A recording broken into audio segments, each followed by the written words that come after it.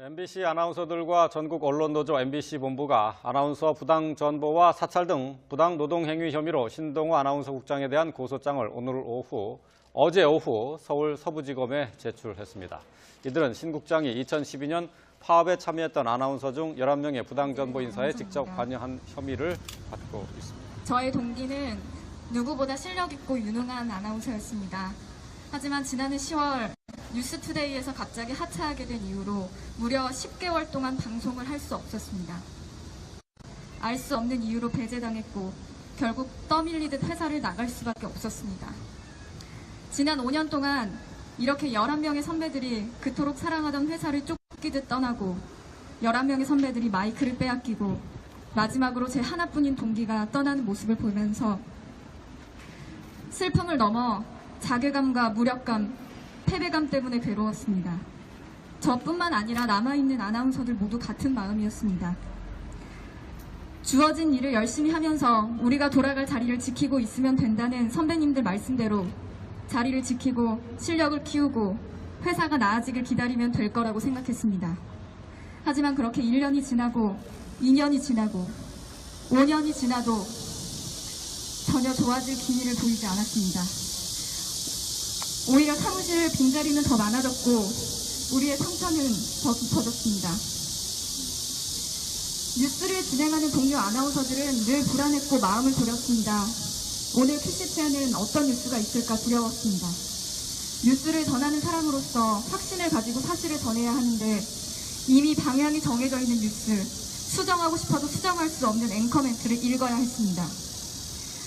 아나운서들에게 언론인으로서의 역할을 포기하게 만들었습니다. 뉴스가 아닌 다른 프로그램을 진행하는 아나운서들은 뉴스에 들어가게 될까봐 두렵고 무서웠습니다. MBC 뉴스를 하는 게 자랑이고 명예였던 시절이 있었는데 이제는 멍해가 되어버렸습니다. 지난 5년 동안 아나운서국에 남아있는 우리는 침묵하며 지내왔습니다. 방송뿐 아니라 아나운서국 안에서도 우리의 생각을 마음대로 표현할 수 없었습니다. 후배 PD의 부당한 해고 조치에 항의하는 글을 썼다가 마이크를 빼앗긴 오승훈 아나운서는 아직도 돌아오지 못하고 있습니다. 계속해서 섭외가 들어오는데도 방송을 하지 못하고 벽만 보고 있다 떠나야 했던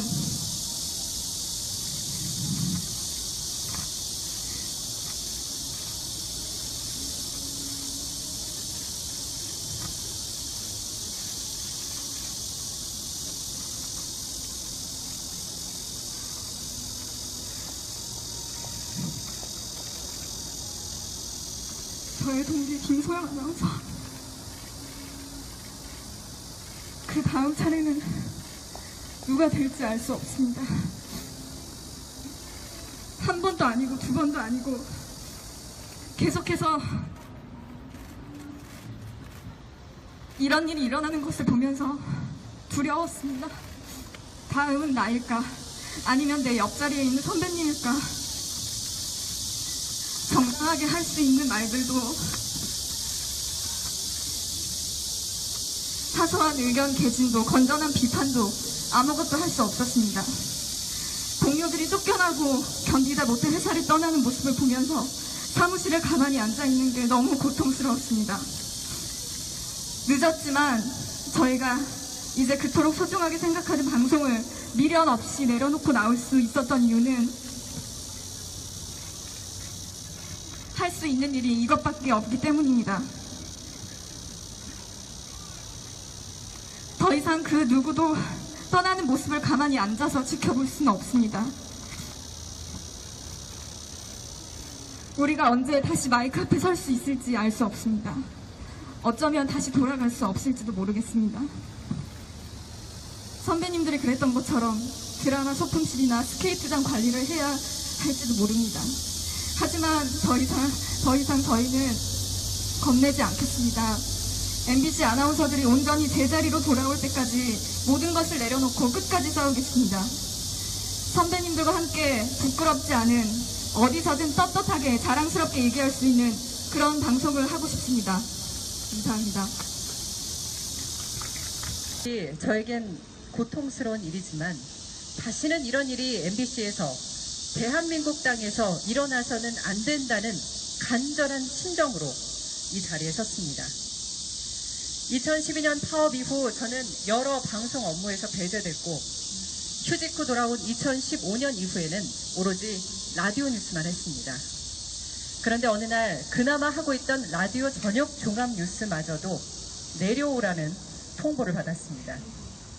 전 이유를 알 수 없는 채로 라디오 뉴스에서 하차했고 직후에 들려온 소문은 정말 황당한 것이었습니다. 임원회의에서 모 고위직 임원이 손정은이 자신에게 인사를 하지 않았다라는 발언을 했고 그로 인해 라디오 뉴스에서 하차하게 된 것이다 라는 이야기를 전해 들은 것입니다. 더 황당한 것은 저는 그 당시 그 고위직 임원과 마주친 적조차 없었습니다. 이후 저의 잔혹사는 본격적으로 시작됐습니다. 드라마 몬스터 조연출 PD가 드라마에서 앵커로 짧게 출연해달라는 제의를 해왔습니다. 저는 담당 부장에게 보고했지만 아나운서 국장이 손정은 말고 다른 사람은 없냐라고 이야기하며 저의 출연을 막았습니다. 예능 프로그램 경찰청 사람들의 담당 제작진이 저에게 MC 자리를 직접 제의해 왔음에도 불구하고 아나운서국에서 절대 안 된다며 무산시켰습니다. 가을 개편 때 라디오국에서 저를 DJ로 추천했을 때에도 위로 올라가는 과정에서 제 이름은 제외가 됐습니다. 라디오국에서는 아나운서국에서 저를 막았다라고 말해줬고 아나운서국에서 제가 들은 답변은 그런 이야기를 들어본 적이 없다는 것이었습니다. 휴가 간 DJ를 대신해 라디오 프로그램 대타가 들어왔을 때에도 아나운서 국장은 왜 그것을 손정은이 해야 하느냐 다른 사람을 시켜라라며 화를 냈다고 합니다. 각종 다큐멘터리 내레이션까지 막으면서 저는 TV에서 목소리조차 나올 수 없는 아나운서가 됐습니다. 지난해 3월 사회공헌실로 발령나던 날 저와 황선숙 아나운서, 차미연 아나운서는 사전에 부당정보에 대한 사실을 전혀 알지 못했고 심지어 그날 아침에 아나운서 국장은 태연하게 인사를 받는 모습까지 보였습니다. 오전 11시쯤 발령 공고가 뜨기 전 국장은 자리를 비웠고 저희가 짐을 싸서 다른 부서로 이동할 때까지 한 번도 나타나지 않았습니다. 이런 일은 지난 5년간 많은 아나운서들이 겪었던 잔혹한 사실입니다. 이 외에도 일일이 나열하기 어려울 정도로 사례들이 많지만 이 정도로 마무리하겠습니다. 이것은 비단 아나운서국만의 문제는 아닐 것입니다. 수많은 MBC 노조원들이 이런 부당하고 황당한 일을 겪었습니다. 이런 일들을 이 자리에서 이야기하는 것이 가슴 아프고 부끄럽지만 이런 비정상적인 일들을 여러분께 알리는 것이 MBC 정상화의 첫걸음이자 또다시 이런 역사가 반복되지 않기 위한 방법이라고 생각했기 때문에 말씀드렸습니다. 고맙습니다. 네, 먼저 무더운 날씨에 이렇게 많이 취재해 들어오신 기자 여러분들에게 감사의 말씀을 드리겠습니다. 아주 참담한 심정입니다. 현재 저를 포함한 10명이 타 부서로 부당 전보되어 있습니다. 저는 부당 전보된 아나운서 사례로서 제 경우를 말씀을 드리겠습니다. 저는 2012년 파업이 끝나고 바로 사회공헌실로 발령이 나서 9개월을 보냈고 법원의 부당정보 무효 판결로 2013년 4월에 아나운서국으로 복귀를 하게 됩니다. 그때 저는 신분이 한국아나운서연합회장직을 맡고 있었는데 그때 아나운서국에 있던 1년 동안 계속해서 제가 지금 갖고 나온 매달 발간했던 이 아나운서 저널에 대해서 사측에서 계속 시비를 걸어왔습니다.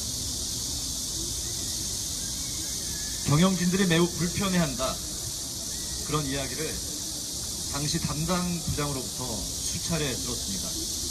그 내용은 바로 이 저널에 실려있던 MBC 파업 관련 내용과 부당 전보자들 그리고 인터뷰 대상자의 성향 문제였습니다.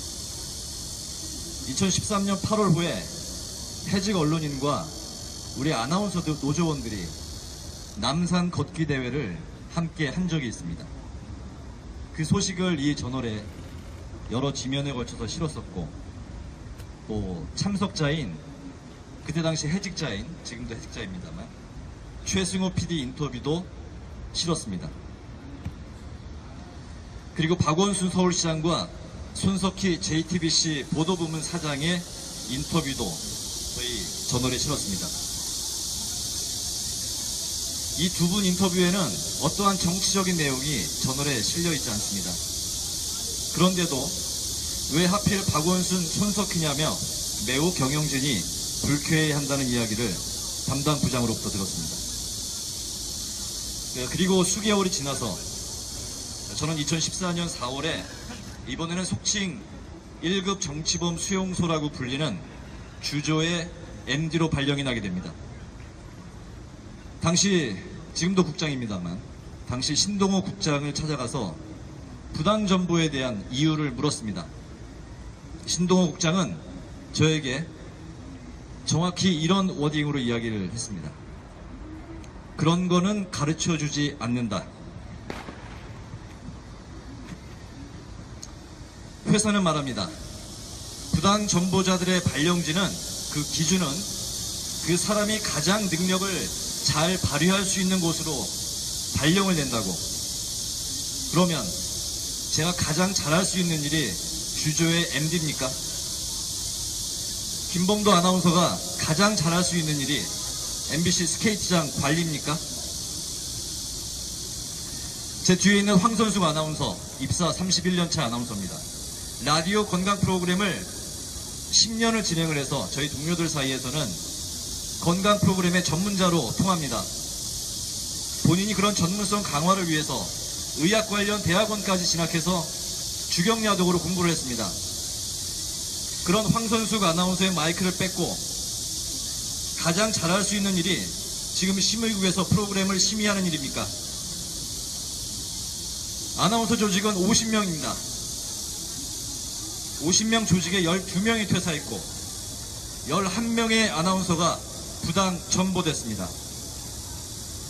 이 모든 아나운서 잔혹사 중심에 있는 신동호 국장은 아직까지 이 사안에 대해서 그 어떤 관련된 언급을 한 적이 없습니다.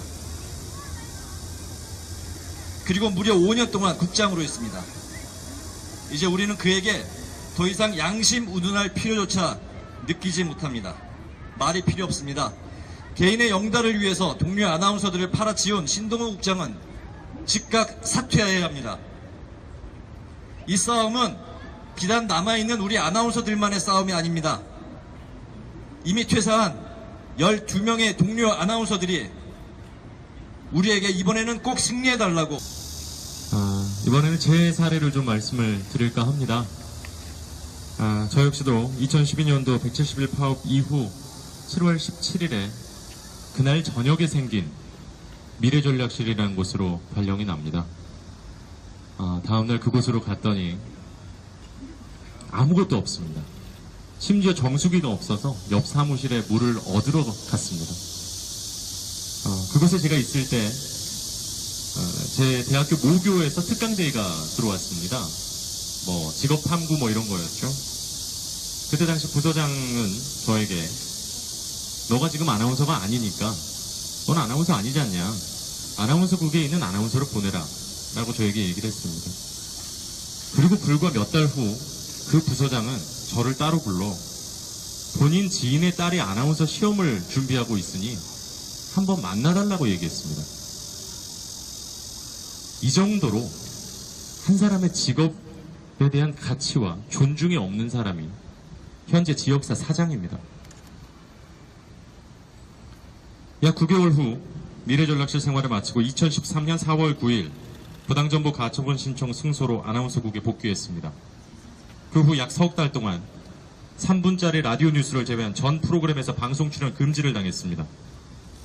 복귀 직후에는 7초짜리 라디오 타이틀 정확히 기억합니다. 세계는, 그리고 우리는, 이 9자조차 제 목소리가 MBC 라디오를 통해 타고 나갈 수 없다고 했습니다. 제작진의 출연 제의에 부장선에서 답변 자체를 들을 수가 없었습니다. 어쩌겠냐, 조금만 기다려라. 좋은 날 올 거다. 이런 이야기로 모든 상황을 회피했고 이런 식의 출연 거부를 딱 50번까지만 세했습니다. 그 이후에는 지나친 스트레스 때문에 더 이상 세는 걸 멈췄습니다. 2013년도 7월 17일로 제가 어제 찾아봤습니다. 아시안게임을 대비한 인천 실내무도 아시아 경기대회라는 것에 중계방송으로 약 1년 7개월 만에 TV 중계에 복귀를 했습니다. 그렇지만 중계와 라디오 뉴스를 제외한 방송 투입은 계속해서 한동안 원천 봉쇄당했습니다. 심지어 어렵게 허락받았다고 부장이 저에게 자랑을 하며 라디오 게스트는 이제 나가도 된다고 얘기했습니다. 근래에는 마이리틀 텔레비전이라는 프로그램이 있었습니다. 올해 종영이 됐죠. 그때 당시에 농구 감독인 허재 감독의 두 아들이 모두 농구 선수입니다. 허재 감독 3부자와 아나운서국에서 농구 동호회에 속해 있는 3명의 아나운서가 3대3 대결을 해보면 어떻겠냐라는 출연 제의가 왔습니다. 그때 당시에 출연 제의를 받았던 사람은 저 허이루 아나운서, 그리고 당시에 조합 집행부였던 김나진 아나운서, 그리고 서인 아나운서 3명이었습니다.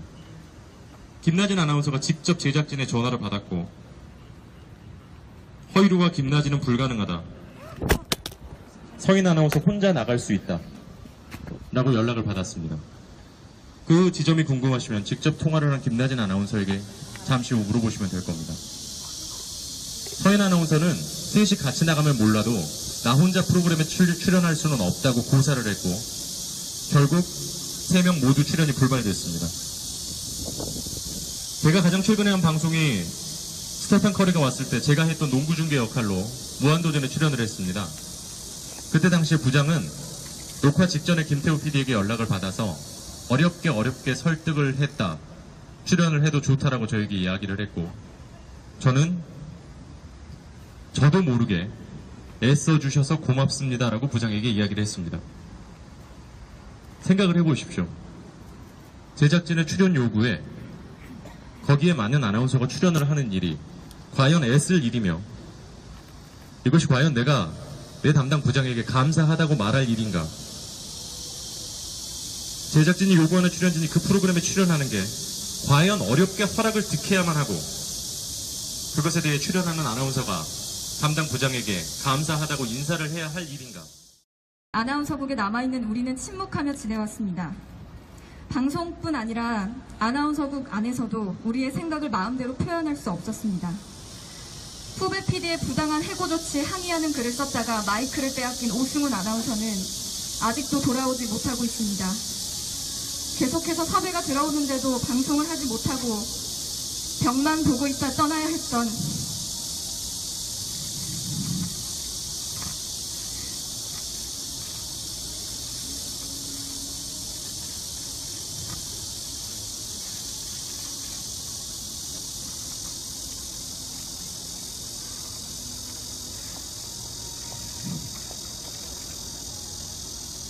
저의 동기 김소영 아나운서. 그 다음 차례는 누가 될지 알 수 없습니다. 한 번도 아니고 두 번도 아니고 계속해서 이런 일이 일어나는 것을 보면서 두려웠습니다. 겁내지 않겠습니다.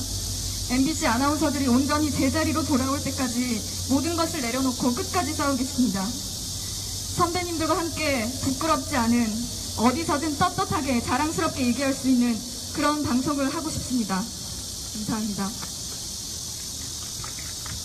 저에겐 고통스러운 일이지만 다시는 이런 일이 MBC에서 대한민국 땅에서 일어나서는 안 된다는 간절한 심정으로 이 자리에 섰습니다. 2012년 파업 이후 저는 여러 방송 업무에서 배제됐고 휴직 후 돌아온 2015년 이후에는 오로지 라디오 뉴스만 했습니다. 그런데 어느 날 그나마 하고 있던 라디오 저녁 종합 뉴스마저도 내려오라는 통보를 받았습니다. 전 이유를 알 수 없는 채로 라디오 뉴스에서 하차했고 직후에 들려온 소문은 정말 황당한 것이었습니다.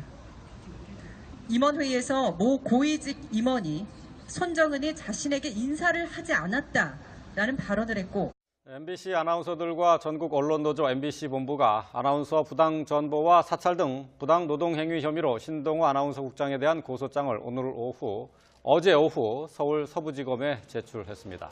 이들은 신 국장이 2012년 파업에 참여했던 아나운서 중 11명의 부당 전보 인사에 직접 관여한 혐의를 받고 있습니다. 저의 동기는 누구보다 실력 있고 유능한 아나운서였습니다. 하지만 지난해 10월 뉴스투데이에서 갑자기 하차하게 된 이후로 무려 10개월 동안 방송을 할 수 없었습니다. 알 수 없는 이유로 배제당했고 결국 떠밀리듯 회사를 나갈 수밖에 없었습니다. 지난 5년 동안 이렇게 11명의 선배들이 그토록 사랑하던 회사를 쫓기듯 떠나고 11명의 선배들이 마이크를 빼앗기고 마지막으로 제 하나뿐인 동기가 떠나는 모습을 보면서 슬픔을 넘어 자괴감과 무력감, 패배감 때문에 괴로웠습니다. 저뿐만 아니라 남아있는 아나운서들 모두 같은 마음이었습니다. 주어진 일을 열심히 하면서 우리가 돌아갈 자리를 지키고 있으면 된다. 다음은 나일까? 아니면 내 옆자리에 있는 선배님일까? 정당하게 할 수 있는 말들도 사소한 의견 개진도 건전한 비판도 아무것도 할 수 없었습니다. 동료들이 쫓겨나고 견디다 못해 회사를 떠나는 모습을 보면서 사무실에 가만히 앉아있는 게 너무 고통스러웠습니다. 늦었지만 저희가 이제 그토록 소중하게 생각하는 방송을 미련 없이 내려놓고 나올 수 있었던 이유는 할 수 있는 일이 이것밖에 없기 때문입니다. 더 이상 그 누구도 떠나는 모습을 가만히 앉아서 지켜볼 수는 없습니다. 우리가 언제 다시 마이크 앞에 설 수 있을지 알 수 없습니다. 어쩌면 다시 돌아갈 수 없을지도 모르겠습니다. 선배님들이 그랬던 것처럼 드라마 소품실이나 스케이트장 관리를 해야 할지도 모릅니다. 하지만 더 이상 저희는 선배님들 말씀대로 자리를 지키고 실력을 키우고 회사가 나아지길 기다리면 될 거라고 생각했습니다. 하지만 그렇게 1년이 지나고 2년이 지나고 5년이 지나도 전혀 좋아질 기미를 보이지 않았습니다. 오히려 사무실 빈자리는 더 많아졌고 우리의 상처는 더 깊어졌습니다. 뉴스를 진행하는 동료 아나운서들은 늘 불안했고 마음을 졸였습니다. 오늘 큐시트에는 어떤 뉴스가 있을까 두려웠습니다. 뉴스를 전하는 사람으로서 확신을 가지고 사실을 전해야 하는데 이미 방향이 정해져 있는 뉴스, 수정하고 싶어도 수정할 수 없는 앵커 멘트를 읽어야 했습니다. 아나운서들에게 언론인으로서의 역할을 포기하게 만들었습니다. 뉴스가 아닌 다른 프로그램을 진행하는 아나운서들은 뉴스에 들어가게 될까봐 두렵고 무서웠습니다. MBC 뉴스를 하는 게 자랑이고 명예였던 시절이 있었는데 이제는 멍해가 되어버렸습니다. 지난 5년 동안